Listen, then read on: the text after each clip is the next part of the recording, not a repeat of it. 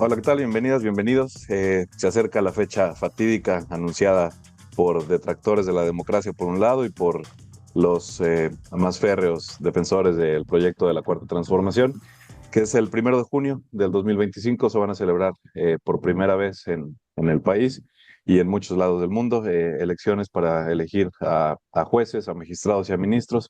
Sin duda es el tema de la semana y bueno, queremos regresar a la producción del contenido de la Náusea TV, en esta ocasión con el doctor Rafael de la Garza Talavera, con el doctor Jesús Medina, con un servidor, Héctor Oz, pues a tocar el tema, ¿no? Mucho se ha escrito, mucho se ha dicho desde que se aprobó la reforma el año pasado en este sentido, y bueno, más ahora que tenemos claro ya que tuvimos un espacio de campañas por parte de personajes, algunos conocidos, otros no tanto, sobre todo en redes sociales, dadas las limitaciones que el Instituto Nacional Electoral impuso al caso. Pero bueno, hemos tenido ya campañas para jueces, insisto, para jueces de circuito, para magistrados de los tribunales de circuito y para las grandes magistraturas del Poder Judicial del país. En algunos estados, sabemos que en 19 estados de la República se van a llevar también elecciones para elegir a jueces, esta vez en el ámbito local. Y bueno, insisto, ha sido sin duda el tema de más relevancia en las últimas semanas en el país, no solamente por las declaraciones incendiarias de personajes, por ejemplo, como el ínclito Ernesto Zedillo y viejas personalidades del pasado que resurgen de las cenizas para señalar que la democracia se encuentra amenazada. Por otra parte, bueno, desde la mañana, desde la mañanera y desde los círculos que apoyan este proyecto de la autodenominada Cuarta Transformación, pues invitando a la gente a participar en esto que ellos anuncian como si fuera el mayor acto de la democracia electoral en los últimos tiempos en el país. Pues bueno, teniendo esas dos perspectivas a la mano, queremos aquí con los compañeros pues discutir un poco qué es lo que significa la elección a jueces para el Poder Judicial, más allá de que entremos aquí en la numeralia. Sabemos que es una situación extremadamente compleja, precisamente por la magnitud de los cargos que se van a elegir. A nivel federal son más de 850 cargos los que están en disputa, es decir, una persona va a tener que elegir entre 10, 12 boletas para elegir entre 50, 60, 100 personajes. Podemos debatir un poco de lo que ello conlleva en términos, pues, digámoslo, simple y sencillamente prácticos, no en términos de logística, más allá de lo que ello representa en términos, insisto, de estos discursos en torno, por un lado, de la democracia y por el otro lado, las denuncias de un posible control al Poder Judicial, etcétera, etcétera. Entonces, bueno, un poquito, insisto, más allá de señalar nombres concretos de candidatos o de analizar específicamente la organización de la jornada electoral del próximo 1 de junio.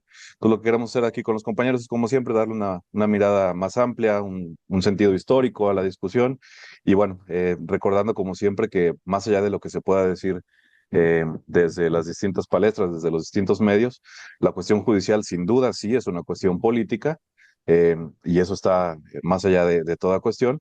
Pero bueno, el hecho de que se invite a participar a la ciudadanía en un ejercicio que va a tener las características que vamos a ir comentando, pues deja bastante que desear, al menos desde la perspectiva que vamos a plantear aquí en este sentido. Entonces, si quieres, Rafa, comenzamos con algunas primeras impresiones, no sé, desmontar alguno de los mitos que se han vertido tanto por un lado como por el otro respecto a este nuevo proceso, ¿no? Sí, saludos, Jesús, Héctor, un gusto estar aquí con ustedes otra vez.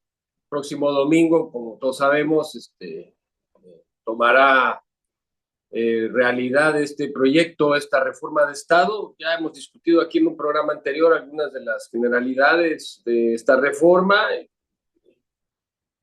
Resumiendo un poco lo que concluimos ahí, pues es una reforma de Estado, efectivamente, ¿no? Que cuenta con el respaldo del Poder Legislativo, ¿no? Y que a final de cuentas es producto de una confrontación entre el Poder Judicial, señaladamente entre su presidenta y el presidente de la República del sexenio pasado, ¿no? Y que aumentó la beligerancia de ambos poderes, y eventualmente llevó a la decisión del Ejecutivo de sacar adelante esta reforma del Estado.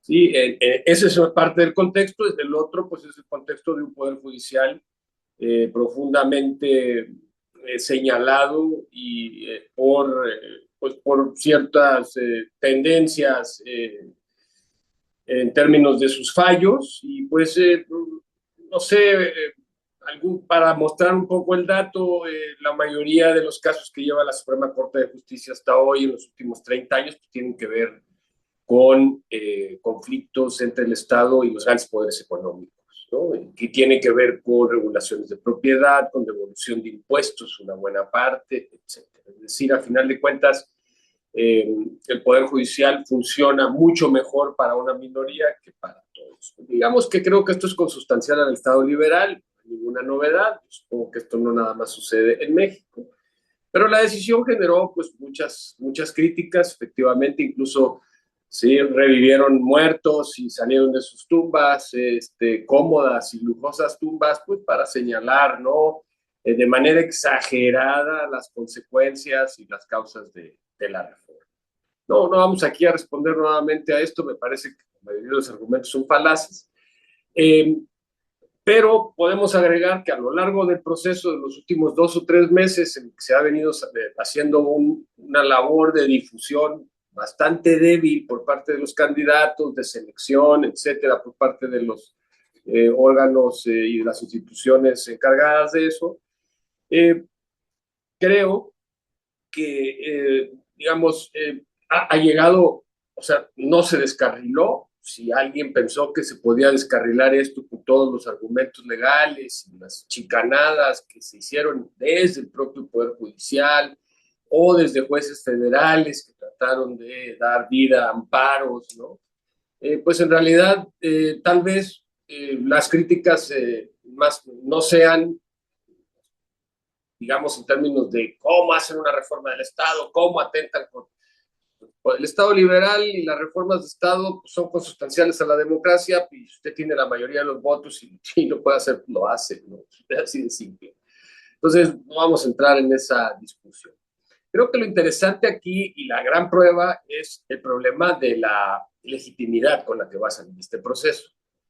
Sí, porque sí, de acuerdo con las cifras de los órganos electorales que están organizando esto, se está hablando de en promedio entre el 10 y 20% de la asistencia, pues ya ahí ya tenemos un problema delicado, que puede ser sin duda producto de varios factores, sin duda poca publicidad, ya saben, en esta cuestión de la austeridad, pues poca publicidad, ¿no? Los candidatos a final de cuentas tuvieron que subsanar la mayoría de los gastos de su bolsillo, los que hicieron campaña, otros prácticamente no hicieron campaña, entonces no hay un conocimiento claro, es muy complicado, la verdad yo no logro entender bien todavía qué tengo que hacer cuando encuentre todas esas boletas, que pues son varias, y en este estado donde estamos en Veracruz, pues además hay elecciones de autoridades locales, ¿no? De presidencias municipales, entonces imagínense, todavía peor el asunto. Entonces, ese es en primer lugar. El otro es la campaña sostenida, que sin duda va a tener un impacto en la decisión de mucha gente de salir a votar y de prestarse a este golpe de Estado. Pero por el otro hay que decirlo, y con esto termino esta primera parte, pues no somos un pueblo acostumbrado a este tipo de ejercicios. Sí, ya hubo un antecedente con una consulta que se hizo precisamente, ¿no? Hace algunos años para tomar acciones con respecto a algunos personajes, ¿no? Y sus reputaciones, y no tuvo mayor impacto. En realidad no logró contar con una legitimidad, ni siquiera, digamos, podríamos decir que fue representativo del votante. Entonces creo que esto va a pasar esta vez, ¿no? Por estos factores que menciono y también por una cierta mojigatería por parte del Estado y de los gobiernos de no intervenir en el proceso de manera pública. Y bueno, pues en realidad no hay una discusión. Los medios ofrecieron espacios para que los candidatos participaran y expusieran sus propuestas, muy pocos aceptaron. Entonces, bueno, la verdad tenemos un proceso entre críticas y debilidades financieras y además de que es totalmente una novedad en términos de lo que los mexicanos hemos estado votando en los últimos 30 años, 40, pues vamos a tener un proceso que no va en buena medida a ser representativo de las mayorías de este país, ¿no? Ya, insisto, las críticas, pues tal vez la más certera es la intervención de poderes económicos y poderes fácticos en la elección. Sin ánimo de descalificar el argumento, habrá que decir que eso también pasa en las elecciones, y viene pasando ya desde algunos años. Tenemos un actor político que es el narcotráfico, que interviene en este tipo de cuestiones. Pues sí, sí interviene. ¿Y qué quiere usted? No es culpa precisamente de la reforma jurídica. Entonces, bueno, veo un reto importante para la 4T en términos de que logren primero reorientar la composición de la Suprema Corte de Justicia y de empezar un proceso que a mediano plazo puede resultar interesante, que es revitalizar el Poder Judicial y ponerlo a la altura de las demandas de la ciudadanía y de los conflictos que vivimos. Sería por mi parte. Sí, por empezar en algún lado y cederle la palabra a Jesús, nada más retomar un poquito el caso que mencionabas, ¿no? De la consulta a los expresidentes, por poner un parámetro, digamos, que es el único que tiene cierta comparación con el proceso que se va a vivir mañana, el día domingo, este fin de semana. En ese caso hubo un 7% de participación del electorado. A pesar de la importancia, digamos, en términos simbólicos de la demanda, ¿no? Llevar a juicio a los expresidentes neoliberales. Sabemos lo que ello conllevó, ¿no? Esa bajísima participación no legitimó por un lado la consulta y fue instrumentalizada por López Obrador para decir que, bueno, él se lavaba las manos y entonces no se iba a proceder en términos penales contra ningún expresidente porque la gente no había decidido participar. Entonces, la pregunta aquí es un poco, decía Rafa, no somos un pueblo que está acostumbrado a participar en este tipo de ejercicios, pero pues es que ningún pueblo del mundo está acostumbrado a participar en este tipo de ejercicios de democracia liberal llamados de la noche a la mañana, no nada más a participar en las urnas, sin procesos previos de concientización política, ¿no? Pues bueno, creo que por ahí va un poco la cuestión, a reserva de que podamos desarrollar más los argumentos, ¿no? Y si es nada más, dicen los teóricos de estos de que estudian las votaciones, que cuando las personas no distinguen que hay algo importante en juego que les pueda afectar, no salen a votar. Y en cierto sentido, tanto esta consulta a los expresidentes como esta votación, parece ser que no, los votantes no están percibiendo realmente que sea algo que vaya a cambiar o que vaya a tener un impacto positivo. Y eso en realidad es, en parte con lo de los expresidentes, una falla a lo mejor medio manipulada, ¿no? Para, como tú dices, que el presidente se lavara las manos, pero yo no creo que sea el caso del Poder Judicial. Es una reforma que está impulsando el gobierno en turno y que en realidad no vimos un compromiso más allá de algunas declaraciones. Entonces la ciudadanía no lo ve como algo pues, que realmente sea decisivo, por lo tanto yo pienso que se va a quedar en casa y no va a salir a votar.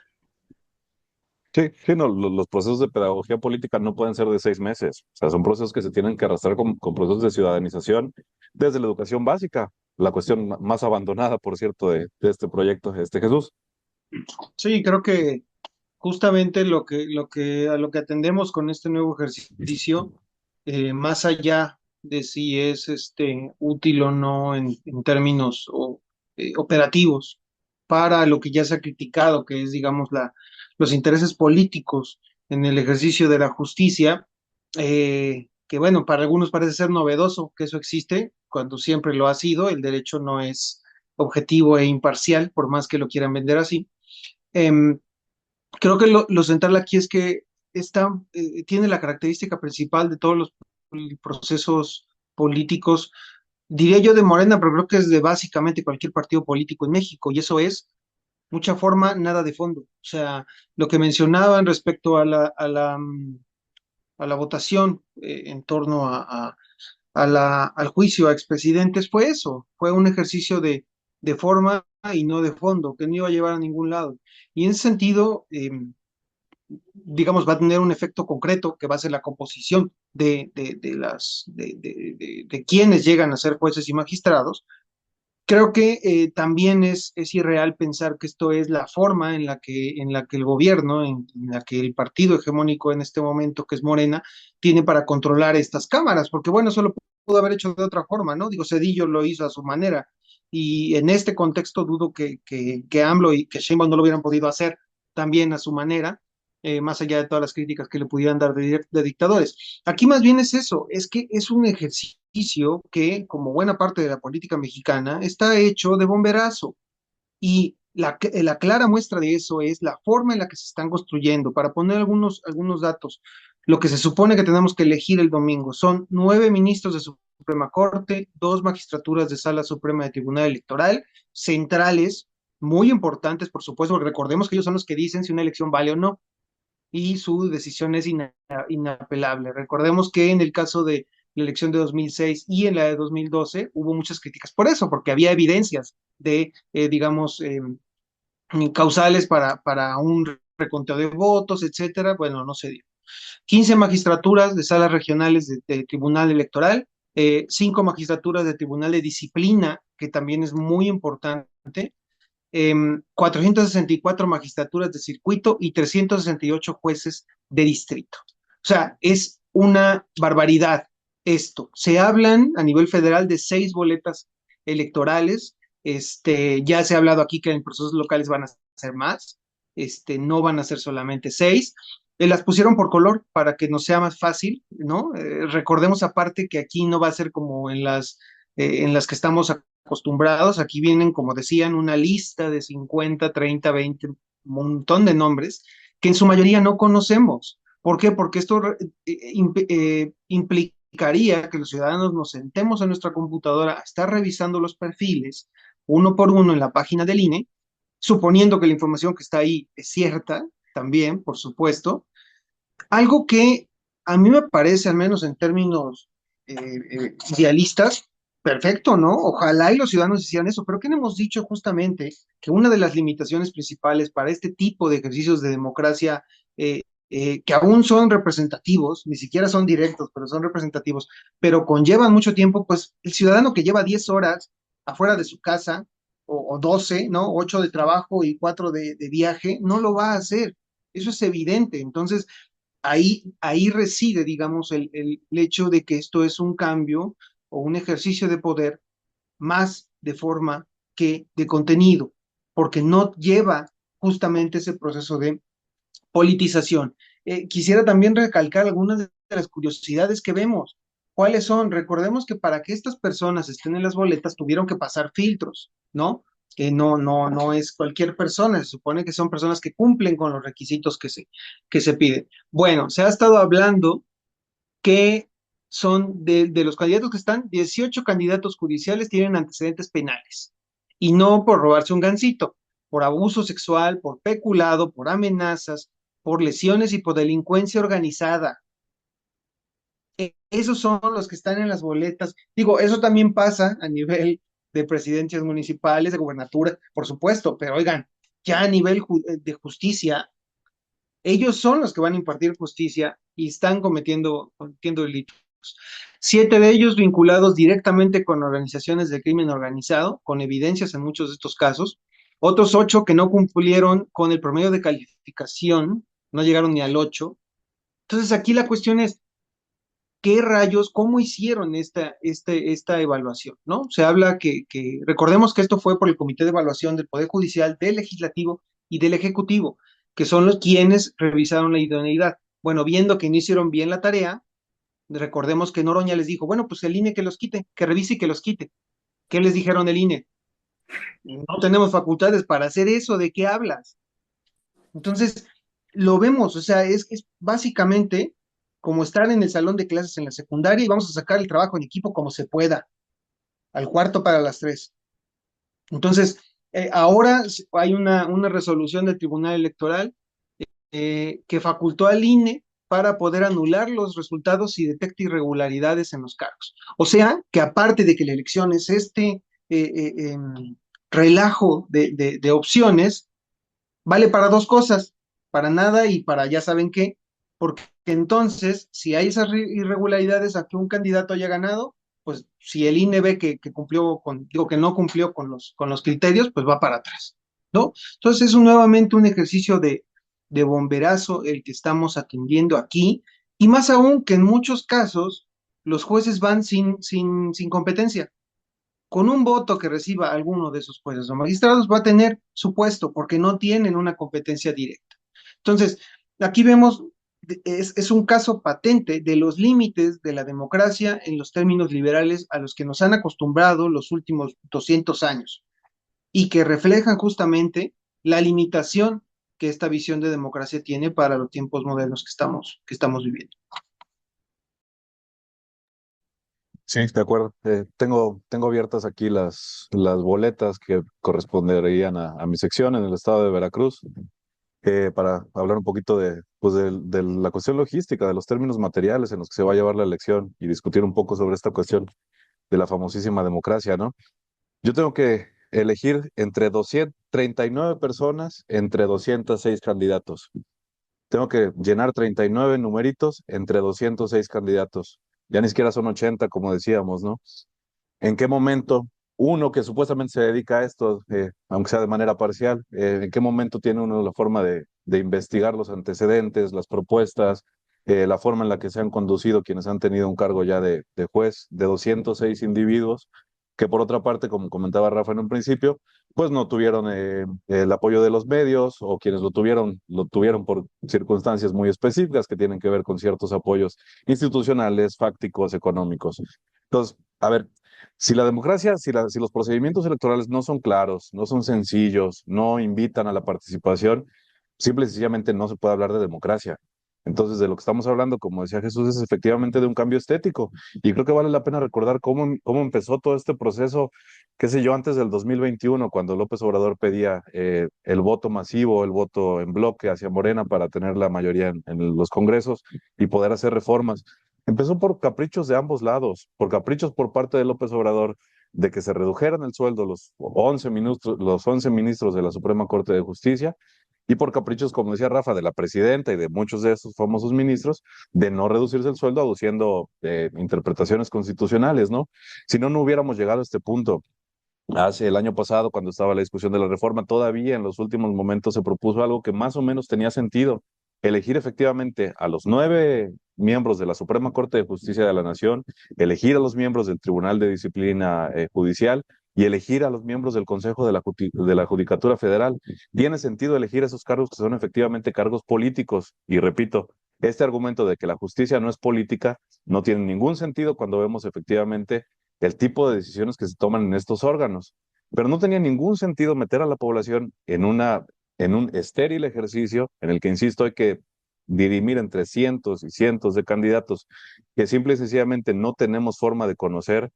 Si se metieron, si alguno de los que nos escucha se metió a investigar los perfiles de los candidatos, pues iba a encontrar efectivamente, como comentaba Chucho, que en muchos casos no había información, o que las páginas del Poder Ejecutivo estaba caída, que la página del Poder Judicial apenas si tenía algunas referencias en términos académicos.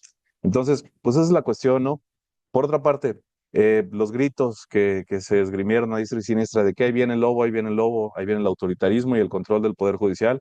Bueno, en diversas ocasiones hemos tocado en este programa cómo el Poder Judicial ha sido un instrumento precisamente de quienes han estado en el poder, particularmente a partir de los años 80 y a partir de la reforma de Ernesto Zedillo en el 1994.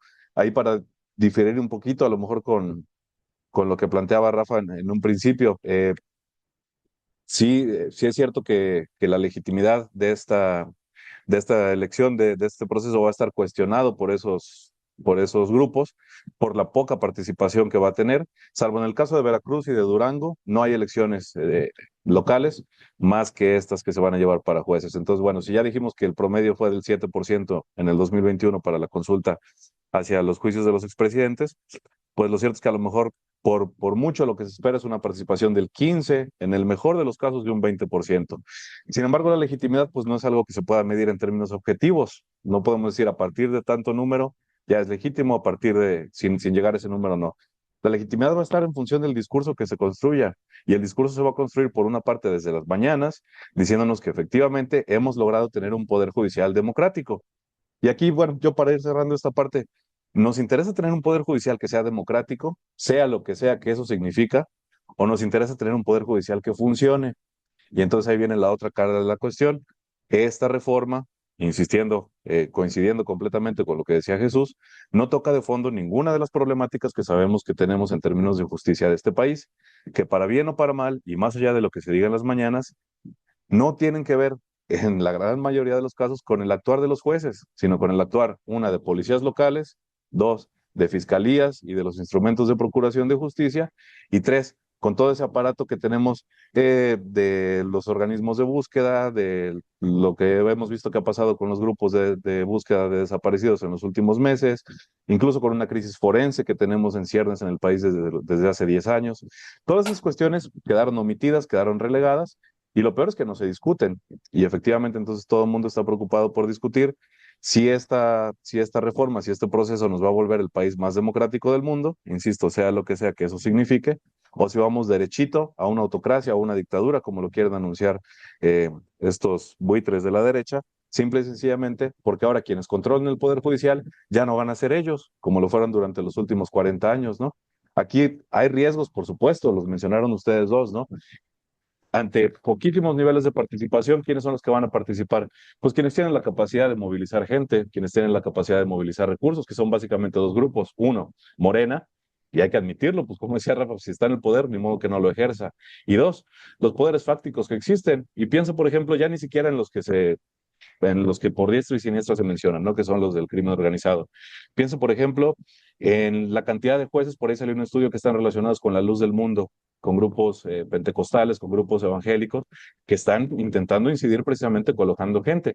Son personas que muchas cosas no tendrán, pero lo que sí tienen es dinero para montar campañas en redes sociales, que son las que precisamente se les permitían a estos candidatos hacer. Entonces, insisto, pues es imposible saber quiénes son estas 800 personas, es imposible saber cómo vamos a votar, es ilógico y yo diría que es incluso, perdón, pero yo diría que es antidemocrático pedirle a la gente que participe en un ejercicio de esta naturaleza en las condiciones en las que se dio. Creo que si hubiera habido una intención real, se pudo haber organizado de mucho mejor forma y con una reforma de calado estructural, no está de carácter más cosmético que otra cosa, ¿no? Rafa, Y no sé es, si y es que por eso, y nada eso más es... para aclarar una cuestión, por eso justamente es risible, es ridículo la acusación de la presidenta Sheinbaum de que la CENTE, en el pleito que tiene ahorita con ellos, que se está preparando tal vez para boicotear la elección boicotear. judicial.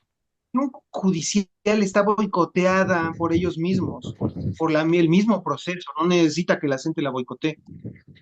Sí, bien, yo, hombre, digo sin menoscabar las críticas, que han sido abundantes, creo que hay elementos a favor también de esto. No por disculpar, es un proceso inédito, por lo tanto, pues digo, hay una curva de aprendizaje, ¿no? Yo creo que esto va a servir de experiencia porque va a haber elecciones posteriores sobre lo mismo. Dos, efectivamente la reforma no es completa. Ellos dijeron que iba a ser por partes, ¿no? Porque no se puede hacer todo de golpe. Luego van a seguir las fiscalías, pero ya vimos que las fiscalías tuvieron una reforma previa que supuestamente les daba autonomía, les cambiaron el nombre, etcétera, y pues en realidad lo que tenemos es lo mismo, ¿no? El fiscal de un estado, pues es el abogado del El gobernador, gobernador. pues, sí, del presidente, etcétera, ¿no? Entonces, creo que en todo caso la reforma tiene un espíritu, o mejor dicho, la convicción de que es necesario intervenir en el Poder Judicial. En eso yo estoy de acuerdo y lo comparto. Sí, creo que es necesario y tal vez el inicio no es prometedor, pero peor es nada, como se diría, en realidad están interviniendo y efectivamente hay mucho en contra, empezando por la propia acción de los gobiernos y de un partido también que no estuvo a la altura. Yo como partido hubiera pensado en un partido que sí, ya que lo del gobierno no quería manchar el proceso, eso es un partido que hubiera tenido más actividad, pero bueno, ya vimos que Morena pues no es ese partido que pueda moverse de manera autónoma, independiente del poder ejecutivo, está más bien esperando línea, y bueno, pues entonces, pues sí tenemos debilidades importantes, pero creo que el fondo de la cuestión me parece sustancial. Eh, y creo que deberían continuar estos procesos y aprovechando la experiencia, perfeccionándola y educando al ciudadano, ¿no? Para que se dé cuenta que es tan importante esta votación como la de cualquier puesto de elección popular, como gobernador, como senador, como diputado, ¿no? Creo que es un proceso de aprendizaje, sí, podemos decir que es incompleta, que falta, ¿no? Que faltó difusión, que es complicado el sistema, etcétera. Pero el fondo de la cuestión creo que se sostiene y pues habrá que, yo considero que una votación alrededor del 20% podría ser, no sé, prometedora para el futuro. No es el ideal, pero pues, no podemos esperar mucho más, ¿no? Tal vez en los estados en donde se lleve elecciones de presidentes municipales y de autoridades locales tenga un poquito más de convocatorias, llegue más gente, pero más allá de eso, el votante va como dando palos de ciego, va a ser tedioso colocar números, va a ser difícil, ya colocar una X en un cuadrito ya para el votante medio es un esfuerzo casi sobrehumano.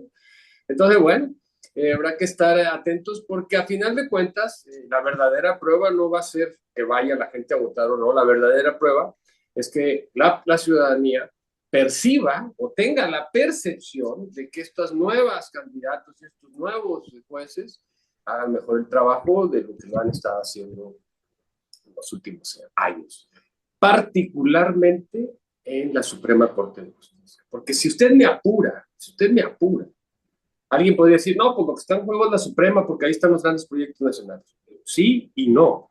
En realidad lo que queremos es que el ciudadano medio sí pueda acudir a tribunales para que sus derechos sean efectivos.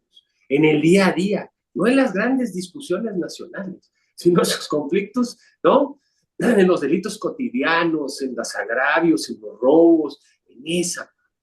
Y sobre todo, en la parte que es más grotesca de todo, que es el abuso infantil, la trata de personas, la violencia contra la mujer. Queremos no jueces que dices, pero de dónde saca este señor, ¿no? Argumentos para negarle derecho a niños abusados, violados por padres, por... En fin, ¿no?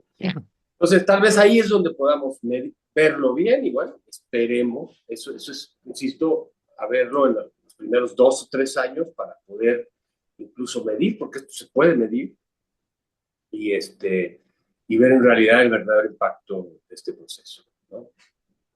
La cuestión es que precisamente yo coincido en ese sentido, vaya, y se volvió el lugar común, ¿no? Durante todos estos meses. Sí, es ineludible que era necesaria una reforma al Poder Judicial. Ahora, la cuestión es que todo esto que comenta Rafa, pues no se arregla eligiendo a los jueces. Ese es el problema, ¿no? La inversión que hacía falta en términos, por ejemplo, a mí me interesa incluso más que la Suprema Corte de Justicia, que bueno, de una u otra forma está sujeta a lo que diga la Constitución, más allá de lo que podamos decir al respecto. A mí me interesa más que funcione el Consejo de la Judicatura. La lista que enumeraba Jesús hace rato respecto a tantos y tantos jueces que no han sido suspendidos, que siguen en sus puestos, que los mueven de un juzgado a otro, que funcione eso, pero eso se arregla en términos administrativos, en términos de reformas de carácter técnico, no reformas de carácter estético. Sin duda va a ser un proceso interesante, ¿no? Y sí, se puede decir que la participación ciudadana es necesaria en cualquier sistema que se precie de democrático. El problema, yo insisto, es que esto se vuelve más antidemocrático cuando impides al votante tener acceso real a las cuestiones de fondo. Pero bueno, Jesús, ¿algún último comentario para ir cerrando? Sí, justamente creo que la cuestión que subyace aquí son varias preguntas, ¿no? En primer lugar, pues, elegir mediante este proceso electoral a jueces y magistrados ayuda en algo. Creo que nos hemos casado con estas visiones de cómo resolver las cosas que no las han resuelto en su mayor, en la mayoría de los casos, ¿no? Veamos la cuestión, por ejemplo, también por la visión limitada de la democracia, ¿no? Lo que decía Héctor, elegir entre un ámbito reducido de candidatos sin saber su historia, sin tener las herramientas para delimitar si son o no capaces, más ahorita, ¿no? También a nivel de presidentes municipales, etcétera, pero para jueces, ¿son o no capaces estas personas de hacer lo que se supone que tienen que hacer? En un país marcado por la desinformación, no porque la gente sea ignorante, no, estructuralmente marcado por la desinformación, recordemos que hay personas que votan porque el candidato se ve guapo o porque les cae bien su forma de ser y dice incoherencias como el Bronco, no sé.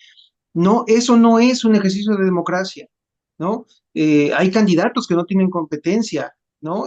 Nos ha servido, por ejemplo, de algo elegir democráticamente a los gobernadores y a los presidentes. Bueno, Fidel Herrera, Duarte, Yunes y Cuitláhuac en Veracruz llegaron democráticamente. Nadie puede cuestionar que ganaron en verdad esa elección. ¿Cuál ha sido el resultado? Y ojo, aquí no estoy yo planteando que no hay que votar o que sería mejor de otras formas. No, no, no.